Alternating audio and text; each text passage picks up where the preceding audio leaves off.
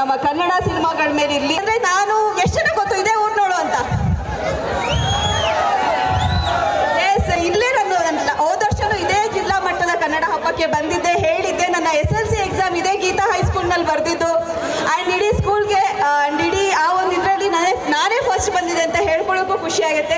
ಎಜುಕೇಷನಲ್ಲಿ ಇರ್ಬೋದು, ಹಾಗೆ ಇವಾಗ ನನ್ನ ಪ್ರೊಫೆಷನಲ್ ಇರ್ಬೋದು, ನನ್ನ ತಂದೆ ತಾಯಿನ, ನನ್ನ ಫ್ಯಾಮಿಲಿನ ನಾನು ಪ್ರೌಡ್ ಫೀಲ್ ಮಾಡಿಸ್ತಿದ್ದೀನಿ ಅಂತ ನಾನು ಅಂದ್ಕೊಂಡಿದ್ದೀನಿ. ಹಾಗೆ ನೀವು ಎಲ್ಲರೂ ಸಖತ್ತಾಗಿ ಓದಿ ಕೆಲಸ ಮಾಡ್ತಿದ್ರೆ ಒಳ್ಳೆ ಕೆಲಸಗಳನ್ನ ಮಾಡಿ ನಿಮ್ಮ ಪೇರೆಂಟ್ಸ್ನ ಫ್ಯಾಮಿಲಿಗೆ ಒಳ್ಳೆ ಮಕ್ಕಳಾಗಿ